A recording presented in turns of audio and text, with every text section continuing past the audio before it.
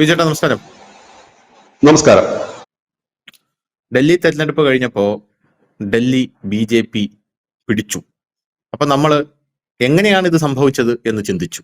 ഹരിയാനയിലും സമാനമായിട്ടുള്ള രീതി BJP പിടിച്ചു. അപ്പം ഇതും എങ്ങനെയാണ് സംഭവിച്ചത് എന്ന് നമ്മൾ എല്ലാവരും ചിന്തിച്ചു.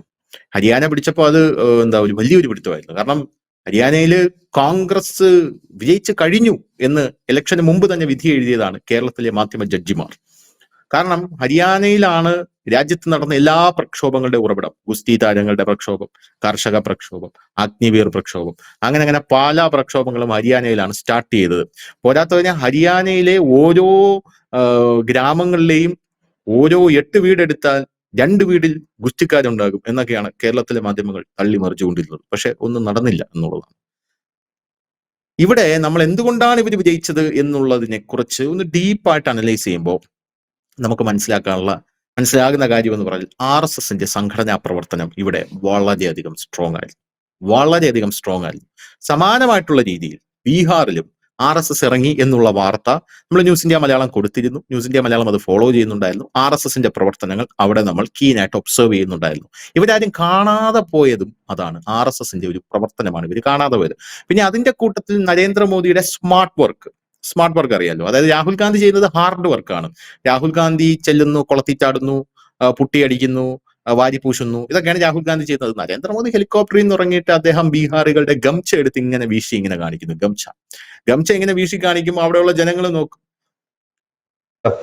കൊളത്തിച്ചാടിയെടുത്ത് ജയിച്ചു.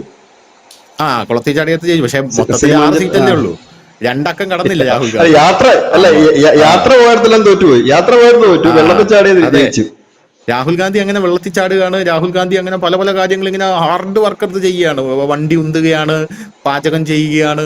രാഹുൽ ഗാന്ധി പുട്ടിയടിക്കുകയാണ്. അങ്ങനെ പല റോഡുകളിൽ പ്ലംബറായും ഡോക്ടറായും എഞ്ചിനീയറുമായും എല്ലാം രാഹുൽ ഗാന്ധി ഇങ്ങനെ അവതരിച്ചു. നരേന്ദ്രമോദി ഇറങ്ങിയിട്ട് അദ്ദേഹത്തിന്റെ ഗംച്ച എടുത്തൊന്ന് വീശി. അങ്ങനെ വീശിയപ്പോ കോൺഗ്രസ്സുകാർ പറഞ്ഞു, ഫോട്ടോഷൂട്ടിന് വേണ്ടി എന്തോ എടുത്ത് കാണിക്കുന്നു. ഈ ഗംച്ചയ്ക്കും ബീഹാറികൾക്കും ഉള്ള ഒരു ആത്മബന്ധം യഥാർത്ഥത്തിൽ ഇവർക്ക് അറിഞ്ഞുകൂടാ എന്നുള്ളതാണ്. അതിന്റെ കൂട്ടത്തിൽ RSSന്റെ ഓപ്പറേഷൻ തൃശൂൽ ബീഹാറിൽ നടന്നിട്ടുണ്ട് എന്ന റിപ്പോർട്ടുകൾ ഇപ്പോൾ പുറത്തു വരുന്നു. എന്താണ് ഈ ഓപ്പറേഷൻ തൃശൂൽ? RSS എങ്ങനെയാണ് ഇവിടെ പ്രവർത്തിച്ചത്? എന്താണ് തോന്നുന്നത്? Operation Thrissur mission Thrissur. അതായത് ഈ ഹരിയാന ജയിച്ചപ്പോൾ നമ്മൾ ഈ RSSന്റെ ഇത് മാധ്യമങ്ങളൊക്കെ വാർത്തയാക്കിയിരുന്നു. 80,000 തൊട്ട് 1.5 ലക്ഷം വരെ യോഗങ്ങൾ RSS നടത്തിയിരുന്നു. ഏതാണ്ട് സമാനമായ രീതിയിൽ മഹാരാഷ്ട്രയിൽ നടത്തിയിരുന്നുവെന്ന് RSSന്റെ യോഗങ്ങൾ ഒക്കെ പറയുമ്പോൾ എല്ലാവരുടെയും മനസ്സിൽ വരുന്നത് 10,000, 5,000, 10,000 പേര് പങ്കെടുക്കുന്ന നമുക്കൊക്കെ അതേ ഓർമ്മയുള്ളൂ. പക്ഷെ ഇവർക്ക് അതല്ല. അന്ന് നമ്മൾ അതിനെക്കുറിച്ചൊക്കെ നമ്മൾ വിശദമായിട്ട് ഇതിന് മുമ്പുള്ള എപ്പിസോഡുകളൊക്കെ ഇവിടെ ചർച്ച ചെയ്തിട്ടുള്ളതുകൊണ്ട് ഞാൻ അതിലേക്ക് പോകുന്നില്ല, സമയം ഒരുപാട് നീണ്ടു പോകുന്നത് കൊണ്ട്. ഇത്തവണ മിഷൻ തൃശൂൽ എന്നായിരുന്നു അവരതിനിട്ട പേര്.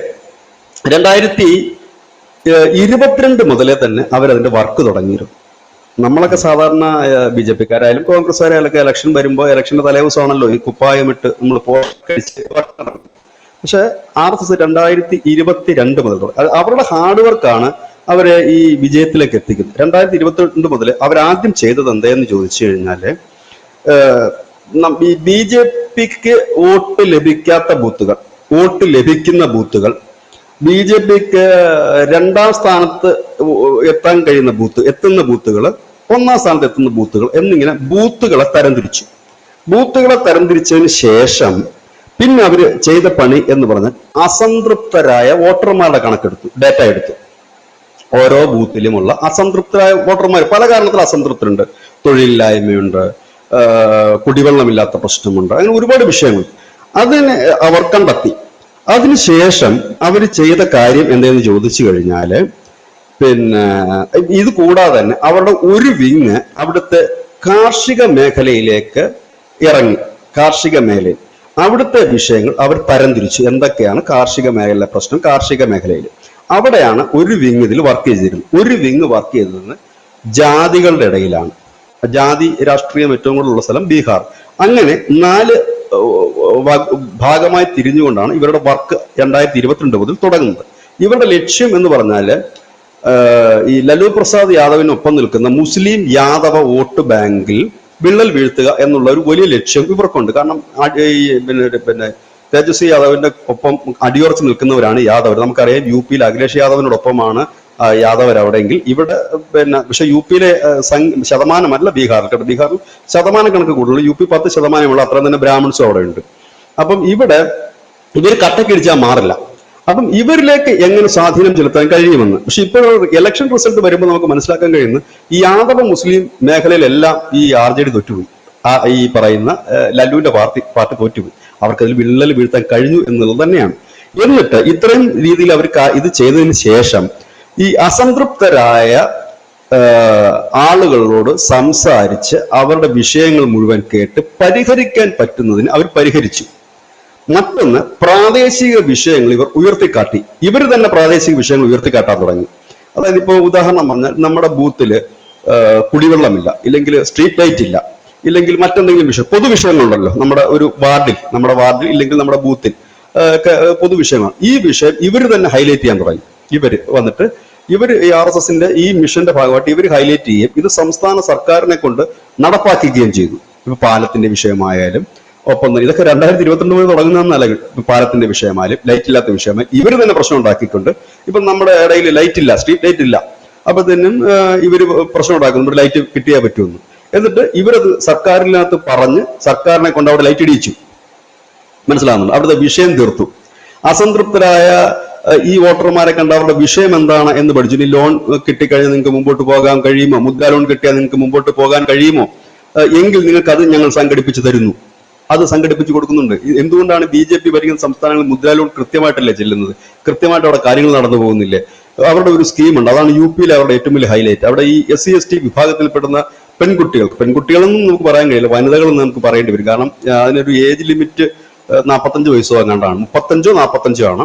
അവിടെ 18 വയസ്സ് പൂർത്തിയാക്കി വിദ്യാഭ്യാസം ഉള്ളതോ ഇല്ലാത്തതായ ഇതുപോലെ SC/ST വിഭാഗത്തിൽപ്പെടുന്ന യുവതികൾ ഉണ്ടായെങ്കിൽ അവർക്ക് ബിസിനസ് ചെയ്യാൻ 50,000 മുതൽ 50 ലക്ഷം രൂപ വരെ കൊടുക്കും. അതായത് ഗ്രൂപ്പ് അടിസ്ഥാനത്തിൽ കമ്പനി ഇടാം, ഇല്ലെങ്കിൽ ഈ കൂടിച്ചേർന്നിട്ട് നമ്മൾ ചെറിയ ഇൻഡസ്ട്രീസ് ഒക്കെ നടത്തുമല്ലോ, അങ്ങനെ ചെയ്യാം. അതിന് 50,000 തൊട്ട് 50 ലക്ഷം വരെ. ഇതിന് നല്ല സബ്സിഡി ഉണ്ട്, പലിശ രഹിതമാണ്. അതാണ് യു പിയിൽ വലിയ രീതിയിൽ ഇംപ്ലിമെന്റ് ചെയ്തത് 2022 ഇലക്ഷന് മുമ്പ്. അത് നമ്മൾ മുമ്പ് വാർത്തയിലൊക്കെ ചർച്ച ചെയ്തതാണ് ഒരുപാട്, ഞാനപ്പോൾ അതിലേക്ക് പോകുന്നില്ല. ഇത്രയും കാര്യങ്ങൾ ചെയ്തതിന് ശേഷം ഇത് തന്നെ ഇനി ഇതിന്റെ അപ്പുറത്ത് ഹിന്ദുക്കളെ നാഷണലിസ്റ്റുകൾ, അതായത് ദേശീയവാദികളുണ്ടല്ലോ, ഹിന്ദു ദേശീയവാദികൾ, അങ്ങനെയുള്ള ഒരു വിഭാഗത്തെ ഒരുമിപ്പിക്കുന്നതിന് വേണ്ടി വിശ്വ ഹിന്ദു പരിഷത്ത്, ABVP, ഒപ്പം തന്നെ ബജറംഗ് ദള് തുടങ്ങിയ സംഘടനകൾ, BMS തുടങ്ങിയ സംഘടനകളുടെ നേതൃത്വത്തിൽ അവിടെ ഒരു മിഷൻ നടന്നു. അതായത് ഈ നമ്മൾ ഒന്നിച്ചു നിൽക്കേണ്ടവരാണ് എന്ന ഒരു പ്രതീതി ഉണ്ടാക്കിയെടുക്കുക എന്നുള്ള ഇത് വേറൊരു വഴിക്കാണ്, മറ്റേത് വേറൊരു വഴിക്ക്. ഇങ്ങനെ സമസ്ത മേഖലയിൽ ഇവർ പോയി. പിന്നെ BJPയെ സംബന്ധിച്ച് നരേന്ദ്രമോദി കയറിയതിനു ശേഷം അദ്ദേഹം ചെയ്ത ഏറ്റവും നല്ല കാര്യം, ഞാനിത് പലവട്ടം ഈ ചർച്ചകളിൽ പറഞ്ഞിട്ടുണ്ട്, എനിക്ക് തോന്നുന്നു നരേന്ദ്രമോദി കയറിയതിനു ശേഷം എല്ലാ ചർച്ചകളും ഞാൻ പറയുന്ന കാര്യമാണ്, ഒരു പുതിയ വോട്ട് ബാങ്ക് ഇന്ത്യ സൃഷ്ടിച്ചിട്ടുണ്ട് നരേന്ദ്രമോദി. അത് യുവാക്കളും സ്ത്രീകളുമാണ്. അതായത് അവിടെ കൊണ്ടാണ് ഇന്ത്യയിലെ ജാതി ബ്രാഹ്മണൻ, ക്ഷത്രിയൻ, ഇല്ലെങ്കിൽ പിന്നോക്കക്കാരൻ എന്നൊക്കെ പറഞ്ഞിടത്ത് നിന്ന് ആ ട്രെൻഡ് പൊളിച്ചെടുത്തു. അതുകൊണ്ടാണ് സമുദായ നേതാക്കൾക്ക് ഇന്ന് ഇന്ത്യയിൽ പവറില്ലാത്തത്. അതുകൊണ്ടാണ് പല സമുദായ നേതാക്കളും വീട്ടിൽ തന്നെ ഒതുങ്ങിപ്പോകാൻ വന്നതും അങ്ങനെ തന്നെയാണ്.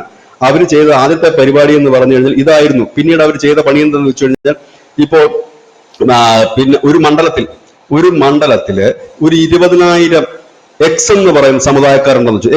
എക്സ് സമുദായക്കാരുണ്ട്. ഈ എക്സ് സമുദായത്തിന്റെ നേതാവിനെ അവർ കാണില്ല. ബാക്കി എല്ലാ രാഷ്ട്രീയ നേതാക്കളും സമുദായത്തിന്റെ നേതാവിനെ കാണും, ഇവർ നേതാവിനെ അല്ല കാണുന്നത്. പകരം എക്സ് സമുദായത്തിനെ ഇവർ പഞ്ചായത്ത് അടിസ്ഥാനത്തിൽ തരംതിരിക്കും. പഞ്ചായത്ത് ഒരു മണ്ഡലത്തിൽ 20,000 പേരുണ്ട്, ചിലപ്പോൾ ഒരു പഞ്ചായത്തിൽ 2,000 പേരെങ്കിലും കാണും. ഈ 2,000 പേരെ വീണ്ടും ഡിവൈഡ് ചെയ്യും, വാർഡിൽ എത്ര പേരുണ്ടെന്ന് നോക്കും. അതിനുശേഷം ബൂത്ത് അടിസ്ഥാനത്തിൽ ഡിവൈഡ് ചെയ്യും. എന്നിട്ട് ഇവരുടെ പരിപാടിക്ക് വിളിക്കും, അത് ഇവർക്ക് നൽകും. അതായത് മുമ്പ് മറ്റു പാർട്ടികൾ ചെയ്യുന്നത് സമുദായ നേതാക്കൾക്ക് കൊണ്ടുവന്ന് അവരുടെ തിണ്ണ നിറങ്ങും പോയി, എന്നിട്ട് സമുദായ നേതാക്കൾക്ക് ആണ് സാമ്പത്തികം കൊടുക്കുന്നെങ്കിൽ ഇവർ അതിന് പകരം ചെയ്ത് ഇവരുടെ അണികളുണ്ടല്ലോ ഈ സമുദായത്തിൽപ്പെടുന്ന സാധാരണപ്പെട്ടവർ, അവരെ ബൂത്ത് തലത്തിലും വാർഡ് തലത്തിലും ഡിവൈഡ് ചെയ്ത് കണ്ടിട്ട് അവർക്ക് എന്താണോ വേണ്ട സഹായം അവർക്കത് ചെയ്തു കൊടുക്കും. അപ്പൊ അവരുടെ കൂറ് ആരോടായിരിക്കും? സമുദായത്തിനോടാണോ? അവർക്ക് ചെയ്തു കൊടുത്ത പാർട്ടിയോടായിരിക്കുമോ? ഇങ്ങനെയാണ് ജാതിയുടെ സിസ്റ്റം പൊളിച്ചത്. അപ്പം ഇത്രയും കാര്യങ്ങൾ ചേർന്ന് കഴിഞ്ഞപ്പോഴാണ് സ്വാഭാവികമായി തന്നെ BJPക്ക് അവിടെ ഇലക്ഷൻ വർക്ക് സുഗമമായി മുമ്പോട്ട് കൊണ്ടുപോകാൻ കഴിഞ്ഞു. 2024 തുടക്കത്തിൽ തന്നെ ഈ വോട്ട് സീറ്റിന്റെ ചർച്ചകൾ ഏറെക്കുറെ പൂർത്തിയായിരുന്നു. അതും നമ്മുടെ ന്യൂസ് ഇന്ത്യ മലയാളം പോയിന്റ് ഞാനും ധനുഷും കൂടി ഇരുന്ന് ചർച്ച ചെയ്ത വിഷയമാണ്. അന്ന് ഞാൻ പറഞ്ഞത് ഇപ്പോഴും ധനുഷിന് ഓർമ്മയുണ്ടാകും. ഈ സീറ്റ് വിഭജനം മറ്റേ അടി കാണാമെന്ന് ഞാൻ പറഞ്ഞിരുന്നു. അന്ന് ഞാൻ ഈ വിഷയം എടുത്തിട്ടിരുന്നതാണ്. അതായത് ഈ ചിരാഗ് പാസ്വാന്റെ ഈ സീറ്റിനെ ചൊല്ലിയുള്ള തർക്കം ഒരു നാടകം മാത്രമായിരുന്നു. ഈ നാടകം കഴിഞ്ഞ നിയമസഭാ തെരഞ്ഞെടുപ്പിൽ അവർ ഭംഗിയായി അവതരിപ്പിച്ചിട്ടുള്ള നാടകമാണ്. ചിരാഗ് പാസ്വാൻ 1-ാം പാർട്ട് അന്ന് അവതരിപ്പിച്ചു. ഇത് അദ്ദേഹത്തിന്റെ 2-ാം പാർട്ടാണ് ഇപ്പോൾ കണ്ട നാടകം. കാരണം അവർ സീറ്റ് ഓൾറെഡി തന്നെ ഡിവൈഡ് ചെയ്തെല്ലാം റെഡിയാക്കി വെച്ചിരിക്കുക. മറ്റവന്മാർക്ക് അത് പറ്റുന്നില്ല. അതാണ് അവരുടെ ഒരു പ്രശ്നം. രണ്ടാമത്തെ കാര്യം, ഇതേപോലെ ഒരു എണ്ണയിട്ട മിഷൻ പോലെ വർക്ക് ചെയ്യാൻ അവർക്ക് കഴിഞ്ഞില്ല. ഇനി ഇതിനേക്കാൾ ഭയപ്പെടുന്ന ഒരു കാര്യമുണ്ട് ഈ പ്രതിപക്ഷ പാർട്ടികൾക്ക്. എന്താണെന്നറിയാമോ? ഇതേ മിഷൻ തൃശ്ശൂരിൽ നിന്ന് തന്നെ പേരിട്ടുകൊണ്ട് ബംഗാളിൽ അവർ പ്രവർത്തിക്കാൻ തുടങ്ങിയിട്ടുണ്ട് 2022 മുതൽ. ബംഗാളിൽ വരുമ്പോൾ വേറൊരു വിഷയം കൂടെ ഉണ്ട്. ഈ ഏതാണ്ട് 1 കോടിക്ക് മുകളിൽ ഇല്ലെങ്കിൽ അതിനടുത്ത് വരും ഈ അനധികൃത വോട്ടർമാരെന്നാണ് അറിയാൻ കഴിയുന്നത്. അതായത് മരിച്ചുപോയവര്, ഡബിളിംഗ് ഉള്ളവര്, പിന്നെ ഒരാൾക്ക് തന്നെ ഒന്നിലധികമോ മണ്ഡലത്തിൽ വോട്ടുള്ളവര്, പിന്നെ ഈ സംസ്ഥാനം തന്നെ വിട്ടുപോയവര്. ഈ ബീഹാറിൽ 64 ലക്ഷം വോട്ട് വെട്ടിമാറ്റി ഇവർ പറയുന്നുണ്ടല്ലോ, അതിൽ 18 ലക്ഷം പേര് മരിച്ചവരാണ്. മരിച്ചവർ ഒരിക്കലും വോട്ട് ചെയ്യാൻ വരില്ല. അവർ മരിച്ചുപോയി. പക്ഷെ ബീഹാറിൽ കഴിഞ്ഞ നിയമസഭാ തെരഞ്ഞെടുപ്പ് വരെ അല്ലെ ലോക്സഭാ തെരഞ്ഞെടുപ്പ് വരെ മരിച്ചുപോയവർ കൃത്യമായി വന്ന് വോട്ട് ചെയ്തിരുന്നു. ആ 18 ലക്ഷം വോട്ടർമാർ ഇന്നില്ല. കാരണം അവരെ മോക്ഷം നൽകി, ബലിയൊക്കെ കൊടുത്ത് കുടിയിരുത്തി. ഇനി ഇങ്ങോട്ട് വരരുത്, പേര് വെട്ടി അവരെ വിട്ടു. ഇനി രണ്ടാമത്തെ വിഭാഗം എന്ന് പറയുന്നത് ഡബിളിംഗ് ഉള്ളവരുണ്ട്. അതായത് ഈ മണ്ഡലത്തിലും വോട്ടുണ്ട്, ഇവിടെ കേരളത്തിൽ ഭംഗിയായിട്ട് അത്തരം വോട്ടർമാരെ കൈകാര്യം ചെയ്യുന്ന പാർട്ടി CPM ആണ്. അവർക്കറിയാം ഇത് എങ്ങനെ ഇങ്ങോട്ട് കൊണ്ടുപോകണമെന്ന്. പണ്ടൊക്കെ ഈ പാക്കിന്റെ കറ ഒക്കെ വെച്ചിട്ടാണ് കയ്യിലെ മഷി തൂത്ത് കളഞ്ഞുകൊണ്ടിരുന്നത്. ഇപ്പൊ ടെക്നോളജി മാറിയപ്പോൾ അതിന്റെ ഒന്നും ആവശ്യമില്ലാതെ വന്നു. അപ്പം ആ ഡബിളിംഗ് വോട്ടിനെ കുറിച്ച് അറിയണമെന്നുണ്ടെങ്കിൽ അടൂർ പ്രകാശിനോട് ചോദിച്ചാൽ മതി. അദ്ദേഹം കഴിഞ്ഞ തവണ ലോക്സഭാ മണ്ഡലത്തിൽ ആറ്റിങ്ങിൽ മത്സരിച്ചപ്പോൾ അദ്ദേഹം 1,75,000 ഡബിളിംഗ് വോട്ടുകളാണ് മാറ്റിയത് അവിടുന്ന്. അത് കേരളത്തിലെ ഒരു മണ്ഡലത്തിന്റെ കണക്കാണ് ഞാൻ പറഞ്ഞത്. അപ്പൊ ബീഹാറിൽ എത്ര ഉണ്ടാവും എന്ന് മനസ്സിലാക്കാൻ പറ്റും. മൂന്നാമത് വെട്ടി മാറ്റിയത് ഇപ്പൊ നമ്മുടെയൊക്കെ നാട്ടിലുള്ള ആളുകളുണ്ട്. അവർ ചിലപ്പോ ഈ മഹാരാഷ്ട്ര, ഗുജറാത്ത്, ദില്ലി തുടങ്ങിയ സ്ഥലങ്ങളിൽ സെറ്റിൽ ചെയ്തവരായിരിക്കും. നമ്മുടെ നാട്ടുകാർ തന്നെയാണ്. ഇപ്പൊ ഞാൻ പോയി എന്റെ ജോലി ആവശ്യത്തിന് പോയി, ഞാൻ വിവാഹമൊക്കെ കഴിച്ചു, കുട്ടികളുമൊക്കെ അവിടെ ഞാൻ അങ്ങ് സെറ്റിലായി. അപ്പൊ അവിടെയാണ് എന്റെ ആധാർ കാർഡ്, അവിടെയാണ് എന്റെ റേഷൻ കാർഡ്, അവിടെയാണ് എന്റെ എല്ലാം. ഇനി ഞാൻ വല്ലപ്പോഴും വരും, എന്റെ കുടുംബക്കാരെ കാണാൻ വരും എന്നുള്ളതല്ലാതെ വേറെ ബന്ധങ്ങളൊന്നും എനിക്കില്ല. അങ്ങനെയുള്ളവർക്ക് അവിടെ വോട്ടുണ്ടല്ലോ ഓൾറെഡി, അവരെയും മാറ്റി. പിന്നെയുള്ളത് 11.5 ലക്ഷത്തോളം വരുന്ന റോഹിംഗ്യ മുസ്ലിങ്ങളും അനധികൃത കുടിയേറ്റക്കാരും ഉണ്ടായിരുന്നു. അവർക്ക് രേഖകളൊന്നും സമർപ്പിക്കാൻ കഴിഞ്ഞില്ല, അവരെയും വെട്ടിമാറ്റി. അങ്ങനെയാണ് ടോട്ടൽ 64 ലക്ഷം പേരെ വെട്ടിമാറ്റിയത്. ഇതായിരുന്നു അവിടെ ഇത്രയും പേര്. അപ്പൊ ഈ പറയുന്ന ഇത്രയും പേർക്കും വോട്ട് ചെയ്യാൻ അവകാശമുണ്ടോ? ഇല്ല. ഉണ്ടോ? ഇല്ല. മരിച്ചവർക്ക് വോട്ട് ചെയ്യാൻ അവകാശമില്ല. ഒരു പേര് 5-6 സ്ഥലത്തുള്ളവർക്ക് വോട്ട് ചെയ്യാൻ അവകാശമില്ല. അതായത് ഒരിടത്തെ ചെയ്യാൻ പറ്റും. മൂന്നാമത്തെ കാര്യം, അനധികൃതമായി ഒരു രേഖയും സമർപ്പിക്കാൻ കഴിയാത്തവർക്ക് വോട്ട് ചെയ്യാൻ പറ്റുമോ? പറ്റില്ല. പിന്നെ ഈ നാട് തന്നെ വിട്ടുപോയി വേറൊരിടത്ത് സെറ്റിൽ ചെയ്തവർക്ക് അവിടെ വോട്ടുണ്ട്, അവർക്ക് ഇവിടെ വോട്ട് ചെയ്യാൻ പറ്റുമോ? പറ്റില്ല. അപ്പം നിയമപരമായി തന്നെ അവർ പോയി. അതുകൊണ്ടാണ് അവിടുത്തെ പ്രതിപക്ഷ പാർട്ടികൾ പോലും ഇതിനെ എതിർക്കാഞ്ഞതും. കോടതി 150 വട്ടം പറഞ്ഞു, നിങ്ങൾ എന്തെങ്കിലുമൊക്കെ ഒരു രേഖയായിട്ട് ചെല്ലേ, അവർ വോട്ട് ചെയ്യിക്കും, ഇല്ലെങ്കിൽ ഞങ്ങൾ നിൽക്കാം. നിങ്ങൾ രേഖയായിട്ട് ചെന്നിട്ട് അവർ സമ്മതിക്കുന്നില്ലെങ്കിൽ നിങ്ങൾക്ക് ഒപ്പം ഞങ്ങൾ നിൽക്കാം. എന്തേ ഇവരത് പോകാഞ്ഞത്? അതായത് പാർട്ടിക്കാരെന്ന് ചെറിയ പാർട്ടികളൊന്നുമില്ലല്ലോ. ഈ രാഷ്ട്രീയ പാർട്ടികളെല്ലാം തന്നെ ഈ BLOമാർക്ക് ശേഷം ഈ വോട്ട് സ്കൂട്ടനിങ് ചെയ്യുന്ന പണിയാണ് എല്ലാ രാഷ്ട്രീയ പാർട്ടികളും ചെയ്തുകൊണ്ടിരിക്കുന്നത്. അതുകൊണ്ടാണ് അവർക്കത് നിഷേധിക്കാൻ പറ്റാതെ വന്നത്. ഇനി ഇതേ തന്നെ ബംഗാളിലേക്ക് എത്തുമ്പോൾ അവിടുത്തെ 6 ജില്ലകളിൽ ഈ റോഹിംഗ്യകളും ബംഗ്ലാദേശി അഭയാർത്ഥികളുമാണ് ഏറ്റവും ഭൂരിപക്ഷം. അവരിൽ തന്നെ പലരും MLAമാരായിട്ടും ഉണ്ട്. അപ്പോൾ അവിടുന്ന് ഒരു വലിയ വിഭാഗം പോകുമ്പോൾ 6 ജില്ല എന്ന് പറയുമ്പോൾ ശരാശരി 6x7 നിയമസഭാ മണ്ഡലം വെച്ച് കൂട്ടണം. ഒരു മണ്ഡലം, ഒരു ജില്ലയിലല്ല, ഒരു നിയമസഭാ മണ്ഡലം. അപ്പൊ ഒരു ജില്ലയിൽ ഒരു ജില്ലയിൽ 7 നിയമസഭാ മണ്ഡലങ്ങൾ. ഒരു ജില്ല, ആ ജില്ലയിൽ 7 നിയമസഭാ മണ്ഡലങ്ങളും ആ നിയമസഭാ മണ്ഡലങ്ങളില് ഒന്ന് കണക്കൂട്ടി നോക്കിക്കേ, 7 വെച്ചിട്ട് ഒരു ജില്ലയിൽ 7 നിയമസഭാ മണ്ഡലങ്ങളുണ്ട്. ഒരു ലോക്സഭാ കോൺസ്റ്റിറ്റ്യുവൻസിയിൽ 7 നിയമസഭാ മണ്ഡലങ്ങൾ. അങ്ങനെ 6 ജില്ല വരുമ്പോ എത്രയായി? 6-7. എനിക്ക് പെട്ടെന്ന് കണക്കൂട്ടി പറയാൻ അറിയില്ല. അപ്പം 42 മണ്ഡലങ്ങളായോ? ഈ 42 മണ്ഡലങ്ങള് മമതാ ബാനർജിക്ക് പിന്നിൽ നിൽക്കുന്ന മണ്ഡലങ്ങളല്ലേ? ഇവന്മാർ ഇത്രയും പേരെ പുറത്താക്കിയ 42 സീറ്റ് പോയില്ലേ? 42 48 അപ്പം ഞാനും ജയിക്കാം. ഞാൻ 10ാം ക്ലാസ് വരെ കണക്ക് പഠിച്ചിട്ടുള്ളൂ. അപ്പം അത് പോയില്ലേ? അത് പോയി. അത്ര സ്ഥാനം പോയി. അത് പോയി. അവര് പോയി കഴിയുമ്പോൾ ചിലപ്പോൾ അവിടെ BJP ജയിക്കണമെന്ന് നിർബന്ധമൊന്നുമില്ല. CPM ജയിച്ചേക്കാം, കോൺഗ്രസ് ജയിച്ചേക്കാം, തൃണമൂൽ ജയിക്കില്ലല്ലോ അവിടെ. കാരണം അവിടെ ഭരണപക്ഷത്ത് അവിടെ ആരാണോ ഭരിക്കുന്നത് അവർക്കൊപ്പമാണ് ഈ അനധികൃത കുടിയേറ്റക്കാർ എപ്പോഴും നിൽക്കും. കാരണം അവർക്ക് മുമ്പോട്ട് പോകണമെങ്കിൽ ഭരിക്കുന്നവർ വേണം. അതാണത്. ഇത് കൂടാതെ മറ്റ് ജില്ലകളിലുള്ളവരുണ്ട്. കുറഞ്ഞത് ഏതാണ്ട് ഒരു 10, 60, 70 മണ്ഡലങ്ങളിൽ അവിടെ പോകും, വോട്ട് പോകും. മറ്റൊന്ന്, അവിടെ 2 പ്രധാനപ്പെട്ട മടുവ എന്ന് പറയുന്ന ഒരു സമുദായവും മറ്റൊരു സമുദായവും ഉണ്ട്. ഇവർ ബംഗാൾ വിഭജന കാലത്ത് വന്നവരും കൂടിയാണ്. അതിന്റെ കാരണം എന്ന് വെച്ചാൽ അത് നമ്മുടെ ആളുകൾ തന്നെയാണ്. അത് നമ്മുടെ ആദിവാസി പിന്നോക്ക വിഭാഗത്തിൽപ്പെടുന്നവരാണ്. അതിനെക്കുറിച്ച് നമ്മൾ മുമ്പ് വാർത്ത ചെയ്തിട്ടുള്ളതാണ്. ഈ 2 വിഭാഗങ്ങളുണ്ട്. അവർ ലക്ഷങ്ങൾ ഒരു കൂട്ടർ 30 ലക്ഷം, ഒരു കൂട്ടർ 40 ലക്ഷമുണ്ട്. ഇതിലൊന്നും മമതാ ബാനർജിയുടെ തട്ടകമായ തെക്കൻ ബംഗാളിലാണ്. അവരൊന്നും തൃണമൂലിന് കൂടെ നിൽക്കുന്നു.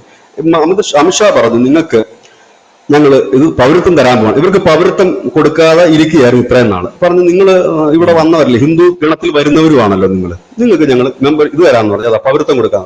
മമതാ ബാനർജിനെ എതിർത്തു. കാരണം പൗരത്വം കിട്ടിക്കഴിഞ്ഞാൽ അവർ BJPയോടൊപ്പം നിൽക്കുമല്ലോ. അവരെതിർത്തു. ഇപ്പോഴും BJP പറയുന്നത് നിങ്ങൾക്ക് കിട്ടാനുള്ളവർക്കൊക്കെ ഞങ്ങൾ പൗരത്വം തരിക, നിങ്ങൾ അന്ന് വന്നവരല്ലേ. നമ്മുടെ ഇപ്പോൾ ഈ പൗരത്വ ഭേദഗതി നിയമം അനുസരിച്ച് അവർക്ക് പൗരത്വം കൊടുക്കാൻ പറ്റും. പൗരത്വം കൊടുക്കാൻ പോവുക. അവർക്ക് പൗരത്വം കൊടുത്തു കഴിഞ്ഞാൽ മമതാ ബാനർജിയുടെ ബാക്കി വോട്ടൂടെ പോകും. മനസ്സിലാകുന്നുണ്ട്? ഇപ്പൊ ചുമ്മാതാണോ മമത അവിടെ കലാപം ഉണ്ടാക്കുമെന്ന് നമ്മൾ പറയുന്നത്? ആർക്കായാലും ഭ്രാന്ത് വരില്ലേ? അല്ലേ? ഏതൊരു മനുഷ്യനും ഭ്രാന്ത് വരുന്നൊരു കാര്യമാണ് ആ ചെയ്യുന്നത്. അപ്പോൾ സ്വാഭാവികമായും മമത അവിടെ പ്രശ്നം ഉണ്ടാക്കുമെന്ന് പറഞ്ഞാൽ അത് തെറ്റൊന്നും നമുക്ക് മമത പറയാൻ കഴിയില്ല. ഇപ്പൊ ഞാനാണെങ്കിൽ ഇപ്പൊ അധികാരത്തിൽ ഇരിക്കുകയാണെന്നുണ്ടെങ്കിൽ അത് നിലനിർത്താൻ വേണ്ടി ഏതറ്റം വരെ ഞാൻ പോകും. കാൽച്ചൂട്ടിലെ മണ്ണ് നമ്മൾ നോക്കി നിൽക്കെ തന്നെ ഒലിച്ചു പോകുന്നത് കാണുമ്പോൾ എന്തെങ്കിലും ഒന്ന് പൊട്ടിക്കരയെങ്കിലും ചെയ്യില്ലേ? അതാണ് മമത കഴിഞ്ഞ 1.5 ആഴ്ചക്ക് മുമ്പ് റോഡിൽ കൂടെ തെക്ക് വടക്ക് ആളെയും കുട്ടി നടന്നത്.